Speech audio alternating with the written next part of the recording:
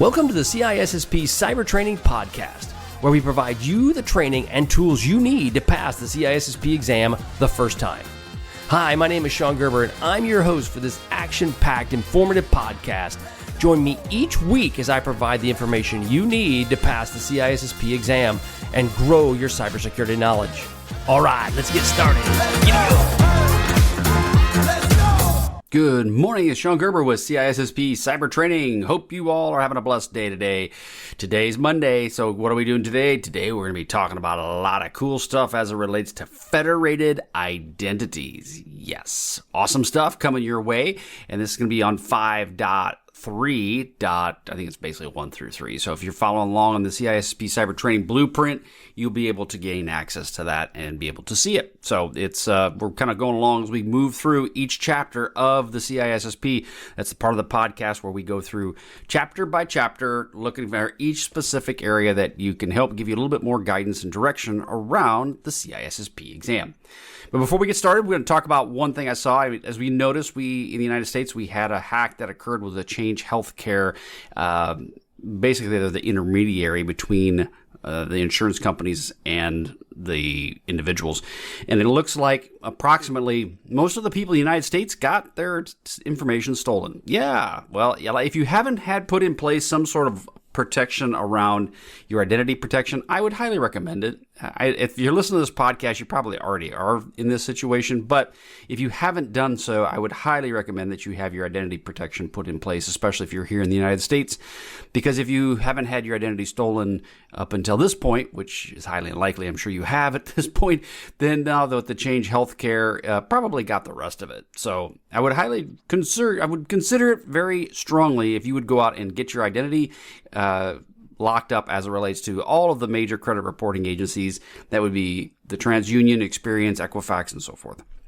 So do not wait. But it sounds like it basically got health insurance information about primary, secondary health information, your ID cards, record numbers, diagnosis, medical conditions, claims, patient numbers, you name it. They got it all. So whether or not, again, you're talking, let's just say 300 million people. That's a lot of information. And it's not like they're going to go through any of it. They may, but most likely they're just going to dump it out on the dark web. But somebody will pick it up. Your data has been compromised, so definitely go and look at some sort of way to protect your information, whether it's the locking up your credit or whatever special Gucci stuff you do. I would highly suggest it because it's just not looking so good for them. But it basically what ended up happening is they were able to gain access through the credentials through the Citrix-based management portal that didn't have multi-factor enabled. And I'm sorry, but this is just buffoonery if you don't have multi-factor enabled, especially on some sort of remote access connectivity. It's just a bad idea. So they got access to it. They were able to get prescriptions filled using medical services, and all this stuff just kind of snowballed. So they're saying that the attack, the costs associated are going to be close to $1 billion. And I'm just like, that's craziness. So if you're a company listening to this and you haven't been hit by a ransomware attack, you better have some disaster recovery and business continuity plans set up, because this is going to cost close to $1 billion to resolve this issue for this one company. So yeah, it's bad stuff, guys. It really is.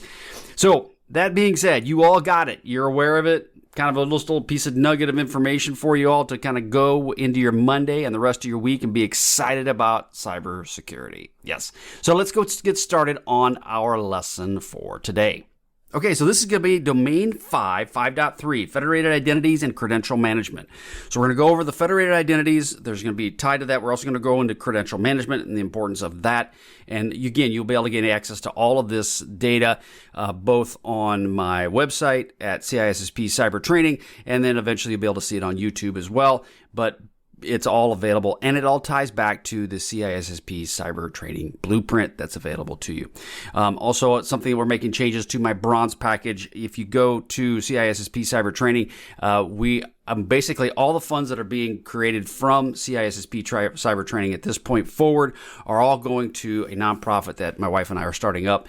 It's all going to be tied to helping adoptive families be able to get have extra funds for adoption. So if you purchase anything from CISSP Cyber Training, going forward, it's all going to be tied to our nonprofit, which I still have to name. My wife we're thinking like Psalms something or other. So we're close. But the nonprofit's all going to get all the funds that come out of this, because that's what's important. Okay, so domain 5.3, the Federated Identities and Credential Management. And so how does this all play into? Well, as you guys know, that we talked about it just recently, obviously with this last situation where you've got a single sign-on, you've got multi-factor authentication, you've got different ways to identify yourselves within a company. And what Federated Identity is it's just basically, it's a one-stop shop for identification.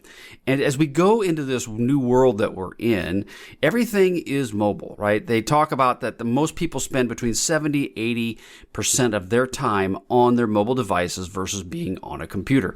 And that's true. I'm on a computer because that's what I do for a living, but you're always on your phone is with you wherever you go.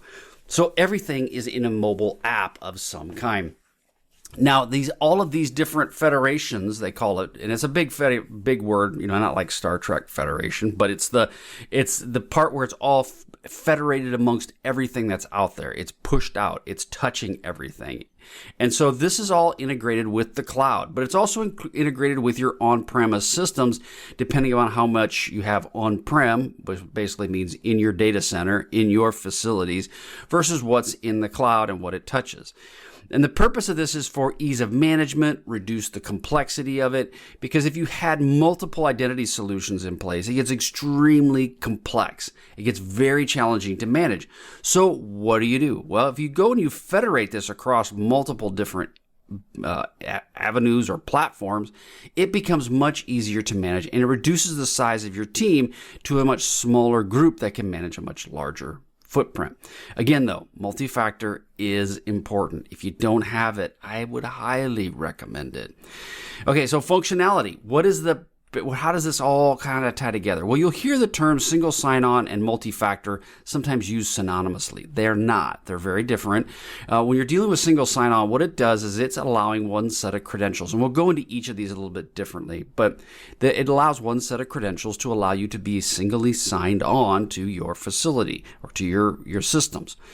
And so there's an important factor. Now, multi-factor is a second form of factor that you have to have with you to help you sign on. Now, you may have a single sign-on credentials, which means sean.gerber@billybob.com is my login credentials, and I have one username and password. But I will then have a multi-factor token, which allows me the additional level of authentication to get into my environment. So, but they sometimes get used synonymously. They're not. So just keep that in the back of your mind. Now, identity governance and administration, the purpose behind when you're talking about all these different aspects is trying to govern or put a bow around or put some level of structure around identities. So when we talk about governance, and we have a section in the CISSP where you talk about governance, it is all about managing the group, the overall program, the governance of that specific program. And this helps to manage your identities, your applications, and various other aspects along with it. And the other thing that it will allow is when you're getting into these third parties and this different types of federated access, it allows you to have reports to logs that are providing you greater visibility within your environment. Now, these logs for identity access are really important because the logs can be put into what we call a SIM, which we've talked about before on the podcast.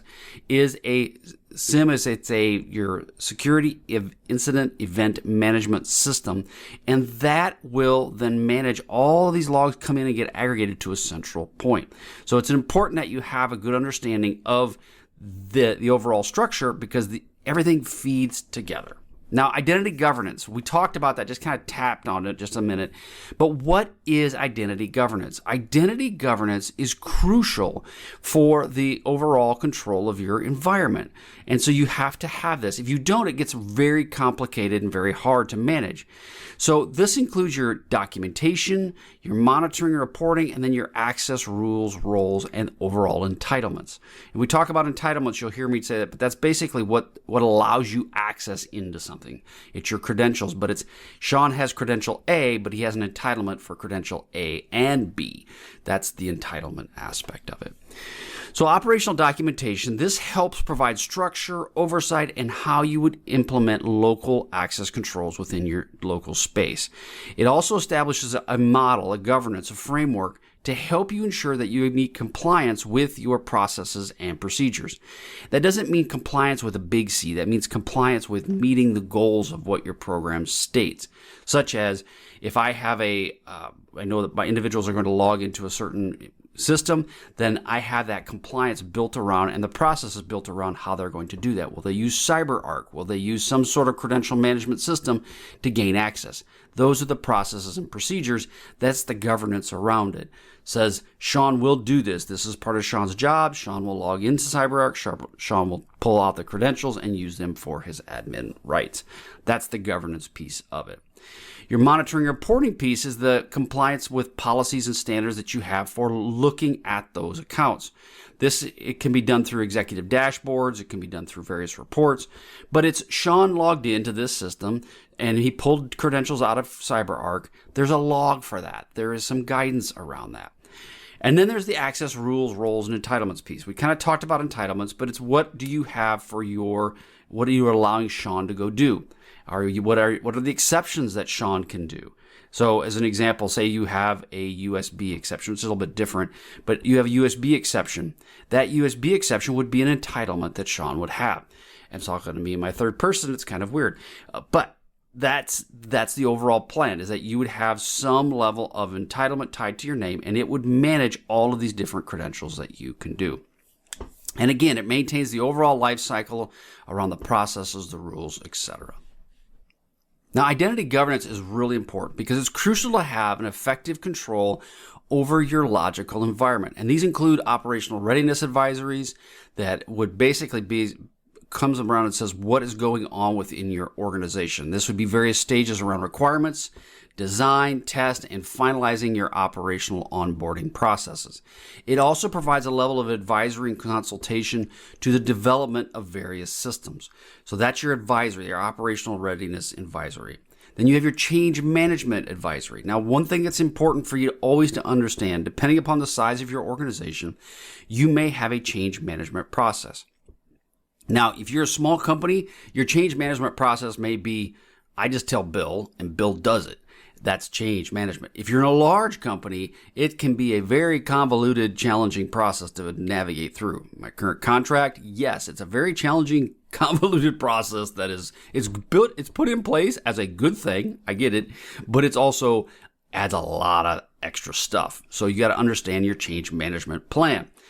It is the process of managing changes throughout identity access. So when we talk about change management, it doesn't just focus on devices and hardware. It can be around identities. So is there a change management process focused specifically around identity access? And it provides that advisory communication on what could be potentially happening. One thing to think about when you're dealing with identities, if for some reason that your password needs to change, it's tied to your identity. This is where the emails come in and say your password will expire in X days. That is an advisory around the change management process. That is what needs to occur. So therefore, there's kind of a process that goes through that. So that is the overall change management advisory.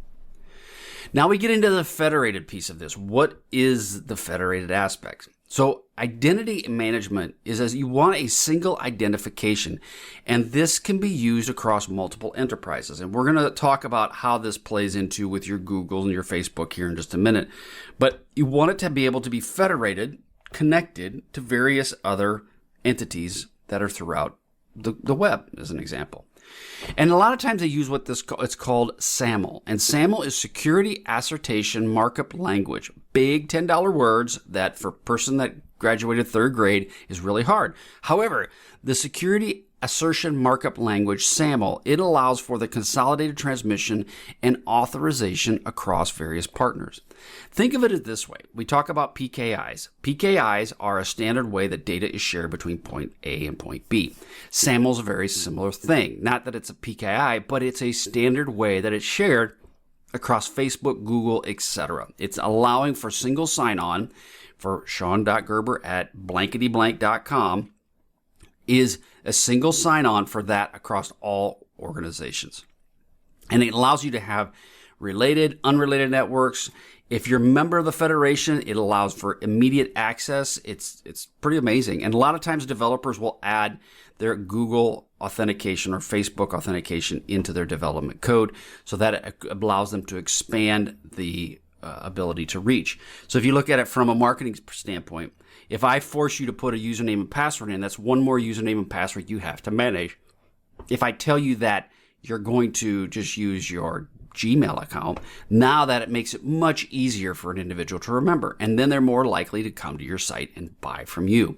So it's a really good thing. One, it's a great security tool, but two, it also allows for much easier use throughout the web. Now, Active Directory has to be in place. Now, they have Federated Identities low-cost options with AD, and this would allow to get you set up. Now, there are opportunity costs for setting this up, and you would potentially need contractors to help you depending upon the knowledge within your organization. But again, we talked about Google, Facebook, etc. Now, as you're talking about identity operations and how those all work, they are the day-to-day access control requests that are coming in. You utilize some level of federation to help you with that process. And if the more automated you can make that and the more streamlined, the better off you will be. This also allows you to enforce logical access controls. So these logical access controls will be in place and available because you are allowed everything through federation.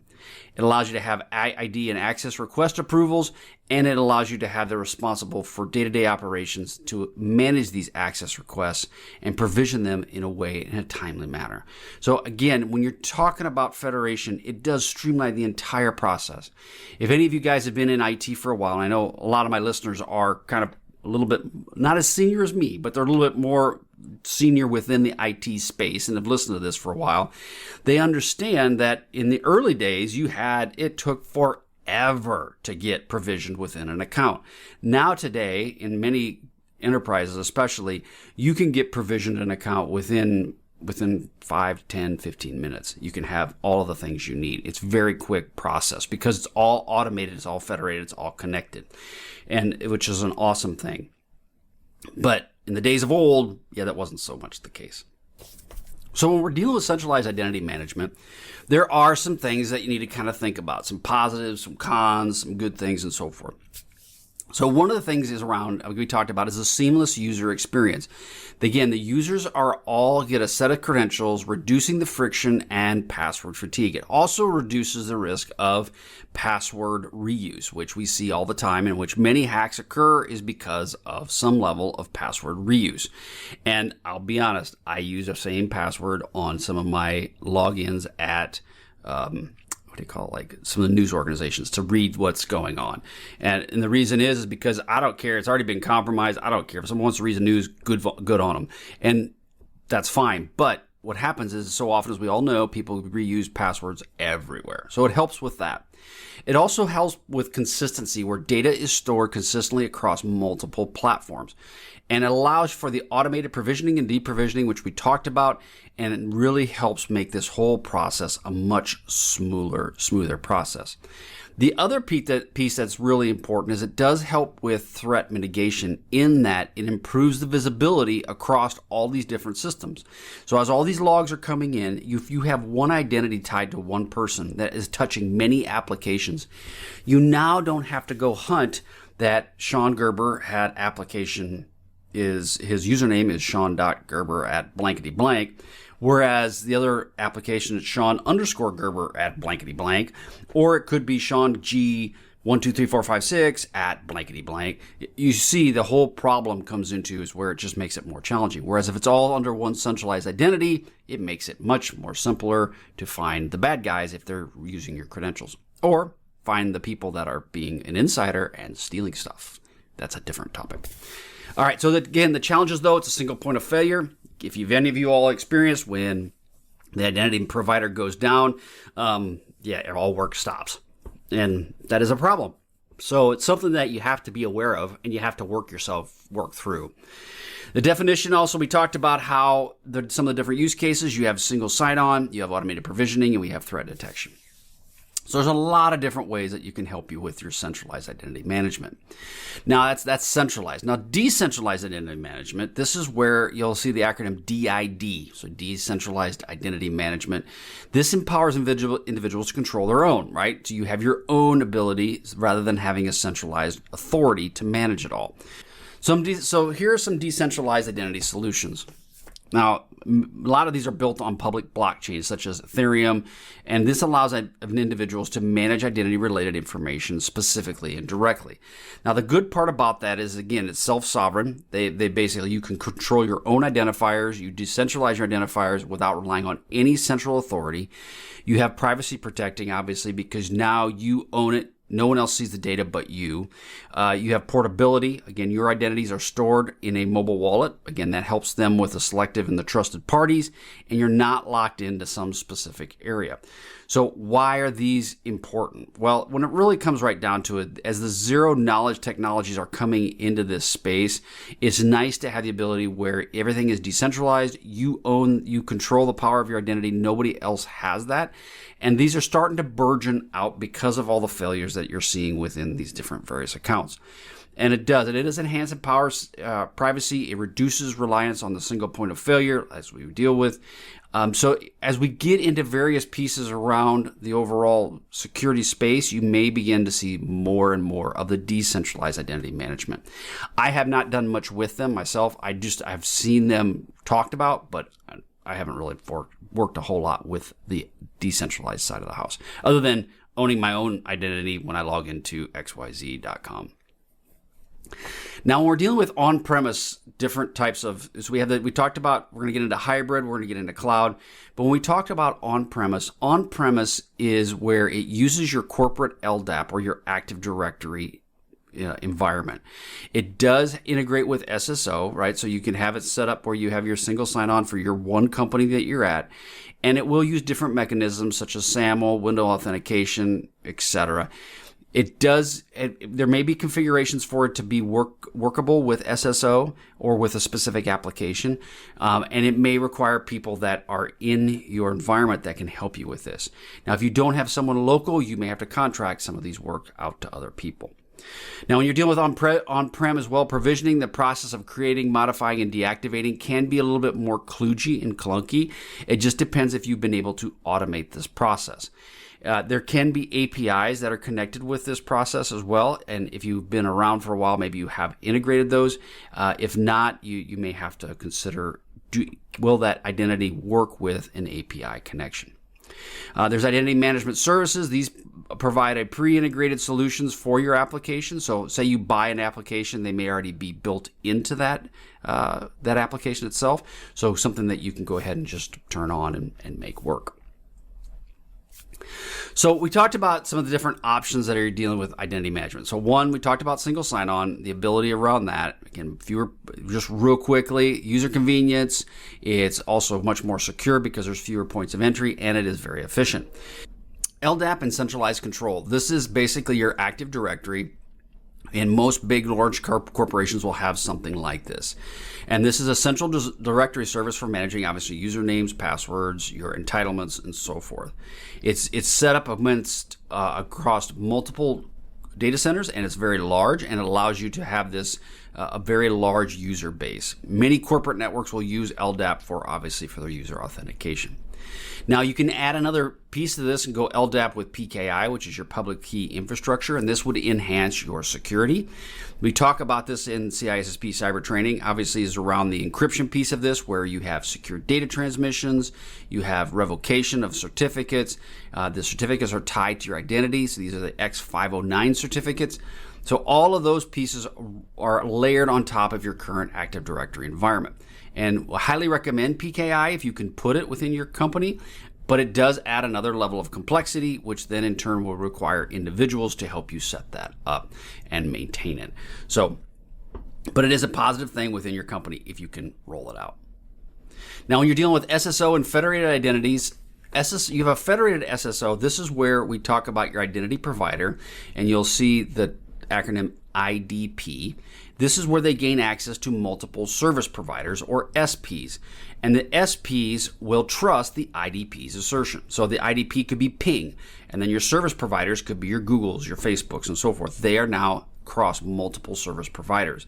This does allow you to have all of these different logins. It helps you reduce credential fatigue, where you have multiple login attempts or multiple logins with different credentials that requiring all these goofy passwords. It does help a lot with that. A good example, obviously, is your Expedia and your travel booking websites and so forth. All that stuff is shared across multiple platforms. Great thing, works wonderfully. I highly recommend it, but not everybody is willing to implement that within their applications. You have cloud-based federation. This is where you're federating identities across various cloud services such as Azure AD, Google. Any of those different aspects are all federated across Google Cloud Platform, GCP. They're all federated across multiple areas. Users will authenticate once, and then they're good to go off of all of them. Now, the benefits of this is central control. It's scalable. Again, multiple cloud environments makes it work really, really well. And I would highly recommend that if you have enterprise-grade applications that are communicating, especially from cloud to cloud.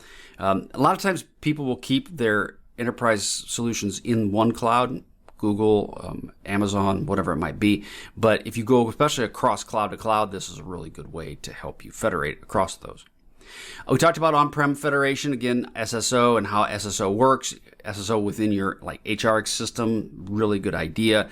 Then now you have one person that's tied just to one name and so forth. Hybrid federation, this is where you have a combination of on-prem and cloud-based federation, kind of hence the name, right? It does work across both environments, especially if you are a company that has still an on-prem premise, which many do, of a data center of some kind, and then they also have a cloud premise, a cloud environment. Then that's where this works across both of those. And again, it allows for coexistence between legacy and modern systems, and it does allow you to transition between those two without having disruption. So it does allow you to move from on-prem to the cloud, and I would say you're probably never going to, I say never is never the right word. It's highly unlikely that you'll ever get away completely and have everything in the cloud. That may not be the best choice, but it's as businesses are moving towards kind of this hybrid environment, you can definitely see where the credentials are important to share between those two. And then we're talking about just-in-time credentials. Just-in-time credentials, this provides temporary access when needed, and they're generated on demand. As an example, you get access to a website, and you forgot your password. That will generate a one-time key that allows you to gain access so that you can go in and then reset your password. That's just-in-time type of credentials. Minimizes your exposure, and users only get the access when they need it. So again, it's really good for specific tasks or password required resets or allowing them access for a very small window.